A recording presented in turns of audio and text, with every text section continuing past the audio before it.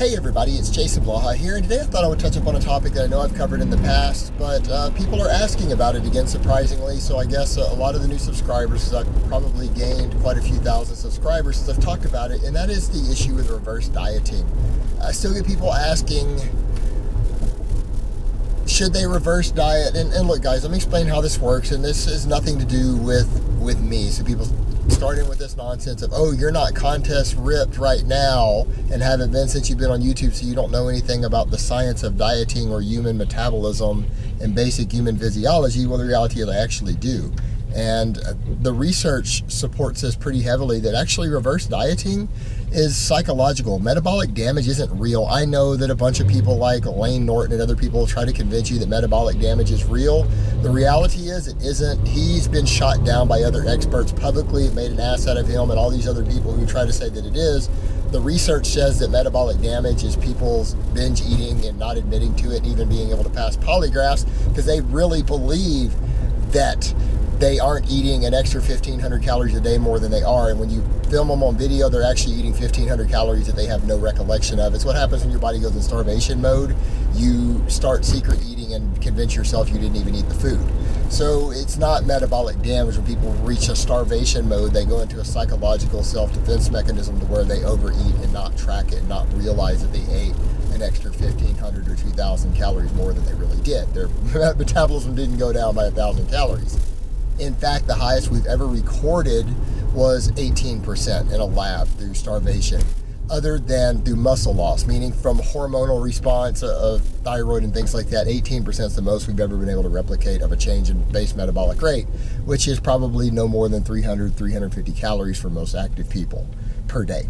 That's the extreme. Usually when your metabolism slows down from dieting, it's a result of muscle loss, which muscle loss is very real in contest conditions, particularly people who are trying to get contest lean without using drugs to hold on to their muscle. They're always going to lose muscle. It's unavoidable, a significant amount too. So that's your real factor. So what is the whole reverse dieting about? Why does it work? Well, it works through psychological reasons. What reverse dieting does is it lets you regain your water slowly, because anytime you lose a significant amount of weight, and particularly you get really lean, a lot of what you lose is water weight. It could be anywhere between 5 and 20 pounds of water that you lost, and when you start eating again more electrolytes, more calories, more carbohydrates, you regain that water weight. And it can create the illusion of fat for a lot of people, and a lot of people who compete in physique endeavors, if not the majority, have body image issues. People who have a strong, healthy body image very rarely get involved in any sort of physique competition. People who are well balanced don't do that. So the issue with the reverse dieting is that it keeps you from regaining water weight too quickly, because what happens with people who have body image disorders, who have dieted down really hard for 3, 4, 5 months for some sort of photo shoot or competition, their self-esteem and their value and even their comfort levels are determined by how they look. And if they suddenly put 15 pounds of water weight on in 2 to 3 weeks, then they panic and they freak out, and it creates psychological distress. It's really a problem for them. And so that's where reverse dieting works. It doesn't increase your metabolism faster. In fact, reverse dieting will speed up the small amount of metabolic loss that you have slower than if you just return to your maintenance calories. If you just go right back to your normal calories that you started at before the cut, usually your metabolic rate, barring the muscle loss, just the hormonal end of it, it only takes 2 to 3 weeks to normalize again. That's it. 3 weeks is actually at the outset. You should have regained 90 to 95% of whatever loss of metabolism you had as a result of that, other than the muscle, and you'll get that back when you regain the muscle.